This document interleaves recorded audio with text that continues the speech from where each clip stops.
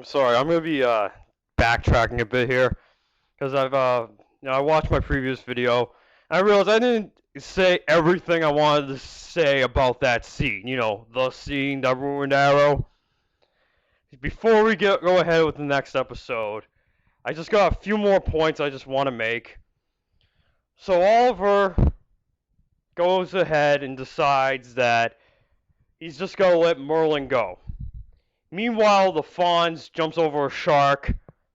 Dr. House drives his car into a house, and Dexter's son falls off a running treadmill as we see an obvious insert shot of a stunt double.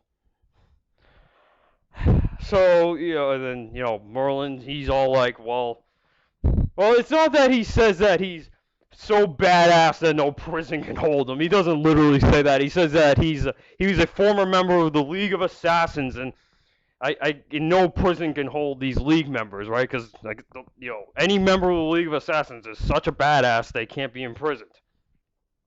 Right, the same League of Assassins that we see later in the season where Laurel can fuck up like 3 members no problem after a few boxing lessons. That League of Assassins, you guys just totally neutered and nerfed and made completely impotent by overexposing them this season. Anyway, so it's the thing, about Oliver and, to kill or not to kill. They were a lot smarter about this the previous season. Like, at the beginning of the season 2, so the whole schmeal, right? Okay, going way backtracking. Season 1, Oliver's a psychopath killer. This causes a rift when his best friend Tommy finds out that he's Green Arrow because he thinks he's a psychopath murderer, his friend. And Tommy ends up dying, so in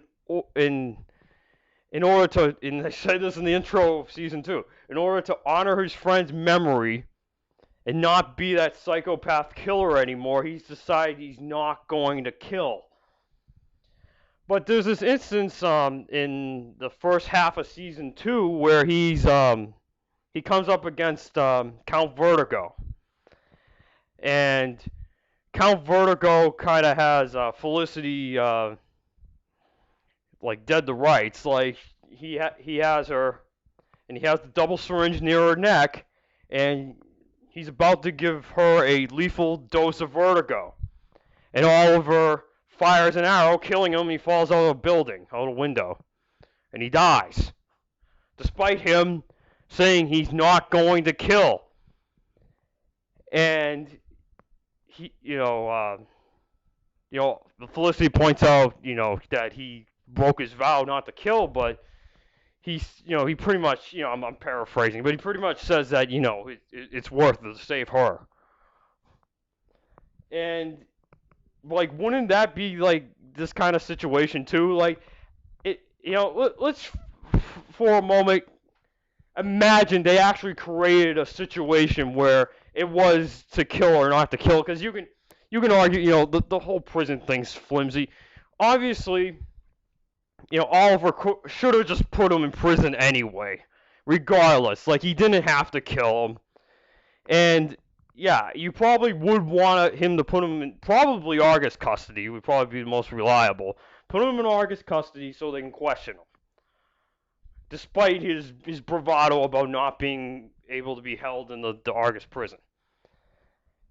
And so let's just assume it was kill or not to kill. I believe, it would be consistent with the character for Oliver just to kill him anyway and break the vow. Just because in these circumstances, just like the Count Vertigo situation, it would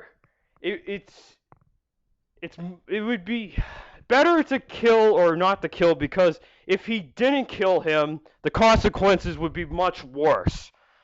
That's like the best way I could put it. So this is like, this reminds me of the situation in the Man of Steel film near the end, where Zod's about to kill a bunch of people, and Superman has to decide whether he's gonna just kill Zod or he's got to let these innocent people die, so he chooses to kill Zod. And a lot of people up in arms about that, like, Superman is not like a friggin' Mortal Kombat character. He doesn't fucking rip people's heads off and shit. But, again, like, he did what he had to do. Like, what was the alternative? He's just going to let innocent people die? And it's like, and you can argue, too, it's kind of like this. It wasn't really kill or not to kill. It wasn't like black and white, easy, like absolute decisions here. I mean, Superman probably could have did something else to stop Zod from killing those people without killing Zod, but the point of the scene, what they were trying to go for was he had to kill or not to kill. He had to choose between those two things. And I'm fine with that scene. I think Superman would do that in that situation, despite being the ideal superhero and the Boy Scout and things. My only problem with that scene is that it kind of comes out of nowhere and with no build up, and then also it's not followed up on for the rest of the film. But to be fair, they may be following up with that at in the next Superman movie, which is, I guess, not. It was originally supposed to be a Superman movie, but now is Batman v Superman, because they got to get Batman in there. Batman v Superman, Dawn of Justice. One of the most ridiculous movie titles since Terminator Genisys and fucking X-Men Days of Future Past. Or, I'd rather call the movie Ambien versus Apathy, Dawn of Who Gives a Fuck. Because Superman, Batman, fucking two most boringest superheroes ever created. Two of the first ones ever made, and they're just the two superheroes that almost every other superhero is modeled after. Boring. Seeing them fight each other? Boring. Predictable, but hey, it'll make a shit $1 billion. So let's go ahead and fucking make this movie. Let's hotshot it for 2016. Why not? At the same time that Marvel is doing a Iron Man versus Captain America movie, because they're in this pathetic pissing contest for whatever reason. I mean, I get that they're big movie studios that make comic book based movies, but I don't see why they have to fight each other. Okay, no, enough with that. So, and this is like another example too of just like the rushed writing. I mean, obviously, it's a lot better things they could have did than fucking have Green Arrow just let Merlin go. And like I said before, take him to prison. Then make a big stink about him becoming Jack Bauer in a few episodes. Go ahead and interrogate him. Something. Do something. But it's almost as though the writers, like, were rushed. Like, these people are just, acting out first drafts of scripts, like I said in that very first episode of Season 3. And it's like they had a big whiteboard, they're plotting out the episode, and then they get to this part, and they're like, okay, at this point, Merlin somehow escapes. Next scene, Nisa is with Ra's al Ghul. And then they just left it there on the whiteboard, and then they started writing to that, and they just never came up with the reason why Merlin got away. They just wrote it as is. Oh, Merlin makes some idle threats, okay, and then he just leaves. He gets away. Like, I mean, I really don't know what else they could have done. What I would say is just don't put him in that situation in the first place. Don't put him in the situation where fucking, I don't know, like, just don't put him in a situation where he gets cornered by Oliver. Have him defeat Nisa, and fucking, I don't know, have him defeat Oliver too. And I guess you would say, okay, then he would logically kill Oliver and Nisa, but I don't know. Maybe have some random League members show up and protect Nisa or something. I don't, like, something. Or I mean, you can't.